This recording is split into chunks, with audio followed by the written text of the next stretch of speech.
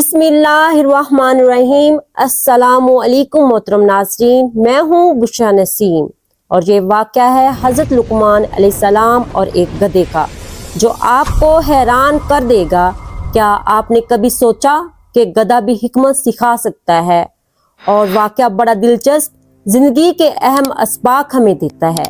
नाज़रीन कराम, हज़रत लुक़मान रहमतुल्लाह अलैह एक अजीम, हकीम, मुदब्बर, दाना, मुत्की, परहेजगार शख्स है। ये एक ऐसी अजीम शख्सियत है जिससे इंसानियत को बहुत रहनुमाई हासिल हुई, जिनकी नसीहतों पर आज भी अमल किया जाता है। जो हज़रत लुक़मान अलैहिस्सलाम को जो इल्म दिया गया था, वो कुरान करीम ने इसको हिकमत से ताबीर किया है। कुरान करीम में इनके नाम पर एक मुस्तकिल सूरत भी है, जिसमें आपके मुख्तसर हालात के साथ साथ आपकी कीमती हकीमाना नसीहतों को भी बयान किया गया है। ये एक ऐसे अजीम इंसान थे जिनके नक्शे कदम पर चलकर इंसान कामयाब तो हो सकता है, लेकिन हज़रत लुक़मान के बारे में इख्तिलाफ़े राय ये भी है कि आप नबी थे या वली।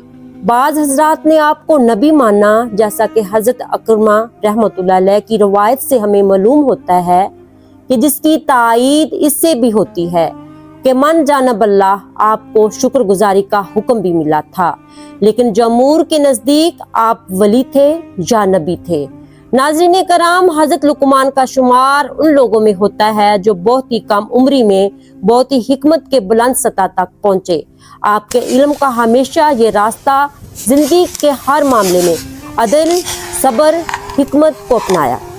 आपने अपनी ज़िंदगी में जो अपने बेटे को नसीहत की, वो आज भी हमारे लिए एक कीमती खजाना है। हज़रत लुक़मान अलैहिस्सलाम ने अपने बेटे को नसीहत करते हुए कहा कि ऐ मेरे बेटे, अल्लाह के साथ किसी को शरीक मत ठहराना, बेशक शिरक बहुत बड़ा जुल्म है। अल्लाह ताला इरशाद फरमाते हैं कि हम लोगों को इस बात का हुक्म दिया कि इस वास्ते कि माँ इसे पेट में उठाए फिरती है, तकलीफ पर तकलीफ बर्दाश्त करती है, 2 साल दूध पिलाती है, कि वो मेरा शुक्र अदा करें, अपने वालिदैन का शुक्र अदा करें। सब ने मेरी तरफ लौट कर वापस आना है। हज़रत लुक़मान अलैहिस्सलाम फिर फरमाते हैं कि ऐ मेरे बेटे, अगर राई के दाना के बराबर कोई चीज़ हो और वो पत्थर की सख्त चट्टान में भी हो, छुपी हुई हो, तो वो भी आसमानों के अंदर हो, कोई भी छुप नहीं सकती अल्लाह के सामने, या ज़मीन के अंदर हो, जहाँ जुल्मतें हों, अल्लाह ताला इसको भी जाहिर कर देंगे। अल्लाह ताला हर बरीके में बाखबर है। ऐ मेरे बेटे, नमाज कायम करते रहो, भलाई की नसीहत करते रहो, बुराई को रोकते रहो। जो भी मुसीबतें आए, इन पर अल्लाह ताला का शुक्र अदा करो और उन पर सब्र करो। बिलाशुबा ये हिकमत के काम है। लोगों से मुंह मत फेरो, जमीन पर अकड़ कर मत चलो। अल्लाह किसी तकब्बर करने वाले को और गरूर करने वाले को पसंद नहीं फरमाते। अपनी चाल पर मियाना रवि इख्तियार करो, अपनी आवाज को पस्त रखो, इसलिए कि सबसे बुरी आवाज गधी की है। हज़रत लुक़मान अलैहिस्सलाम एक अजीम शख्सियत थे जिन्होंने एक तवील उम्र पाई। इनकी उम्र के बारे में मुख्तलिफ रवायात हैं। 200 से 500, 600, 1000 या 3500 साल तक मुख्तलिफ अंदाज में जिक्र किया गया है। हज़रत लुक़मान अफ्रीका के इलाके नोबा के रहायशी थे, जिसकी वजह से हज़रत लुक़मान का रंग स्याह, होंठ मोटे मोटे, पाँव चौड़े थे। एक अरसा तक बनी इसराइल के अमीर शख्स के एक अरसे तक उनकी आप गुलाम भी रहे। लुक़मान अलैहिस्सलाम ने गुलामी और आम मजदूरों की तरह जिंदगी गुजारी और काम भी किया, मगर अल्लाह ने इन्हें सख्त मेहनत, सब्र, तकवा के सबब इज्जत और हिकमत पर हिकमत अता फरमाई। आपने गुलामी के दौर में चमड़े और बड़ी का काम भी किया, लेकिन आप शक्लो सूरत के इतने खूबसूरत तो ना थे, लेकिन अल्लाह ताला ने आपको और इल्म और हिकमत अमली से नवाजा। लेकिन हज़रत बिलाल भी रंग के काले और हबशी खानदान के थे और हजूर सरवरे कौनैन सल्लल्लाहु अलैहि वसल्लम की निस्बत अता फरमाई। इससे साफ जाहिर होता है कि इंसान की असली खूबसूरती रंग शक्ल से नहीं बल्कि किरदार और तकवा से है। नाज़रीन कराम, ये बात याद रखें कि गुलामी और गरीबी انسان کو عظیم انسان بننے سے کبھی بھی نہیں روک سکتی۔ ایک روایت میں یہ بھی آتا ہے کہ کسی شخص سے پوچھا گیا کہ آپ ہمارے ساتھ بھیڑ بکریاں نہیں چراتے تھے؟ حضرت لقمان علیہ السلام نے یہ کہا کہ جی ایسا ہی ہے، آپ مجھے یہ بتائیں کہ آپ کو علم و حکمت کہاں سے نصیب ہوئی؟ آپ تو کسی مدرسے میں نہیں پڑھے۔ حضرت لقمان علیہ السلام نے جواب دیا، مجھے اللہ کی مرضی، امانت اور صبر اور سچ بولنے اور بیہودہ باتوں سے بچی ہے۔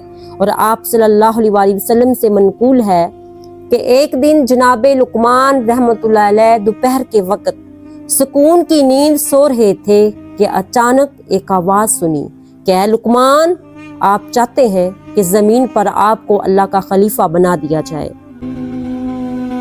تاکہ آپ لوگوں کے درمیان حق اور سچ کا فیصلہ کریں۔ تو حضرت لقمان علیہ السلام نے جواب دیا کہ اگر میرا رب مجھے اختیار دے دے تو راہ عافیت میں قبول کروں گا اور بڑے سے بڑے امتحان کے لیے میں تیار ہوں گا۔ اگر اللہ پاک ایسی ذمہ داری میرے کاندھوں پر ڈالے تو اللہ پاک ضرور میری مدد بھی کرے گا۔ اس کے بعد جناب لقمان گہری نیند سو گئے تو اللہ تعالیٰ نے ان کے دل میں نور روشن پیدا کیا۔ آپ نیند سے جب بیدار ہوئے تو جناب لقمان کی زبان پر حکمت کے الفاظ جاری ہوئے۔ اپنی حکمت سے مشکلات کو حل کرنے کے لیے حضرت داؤد علیہ السلام کی مدد بھی آپ نے کی۔ تو حضرت داؤد علیہ السلام نے فرمایا کہ اے لقمان، آپ کو خوشخبری ہو، اللہ پاک نے آپ کو حکمت دانشمندی سے نوازا۔ تو ناظرین کرام، حضرت لقمان علیہ السلام اور ایک گدھے کا واقعہ اب غور سے سنیں۔ ایک دفعہ اپنے بیٹے کے ساتھ سفر پر نکلے۔ سفر کے دوران ایک گدھا بھی تھا ساتھ۔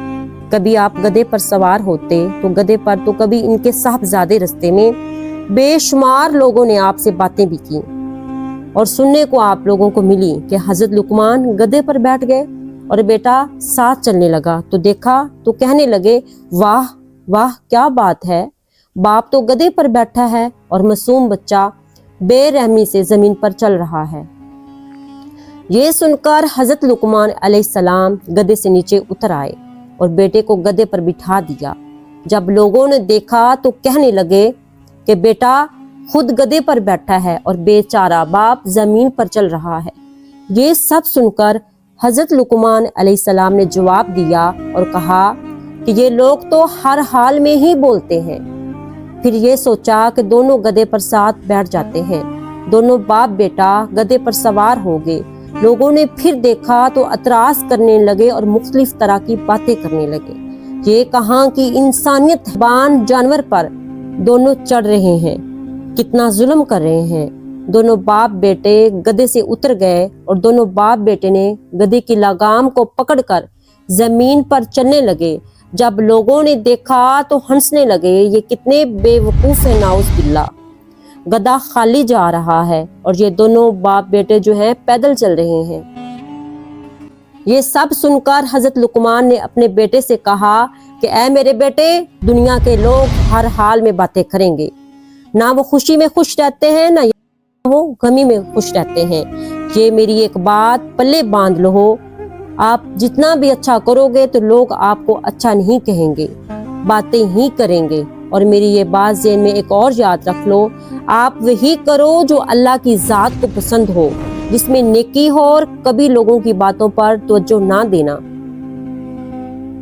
حضرت لقمان علیہ السلام کا پیغام انسانیت کے لیے عاجزی کا تھا، تقویٰ کا تھا۔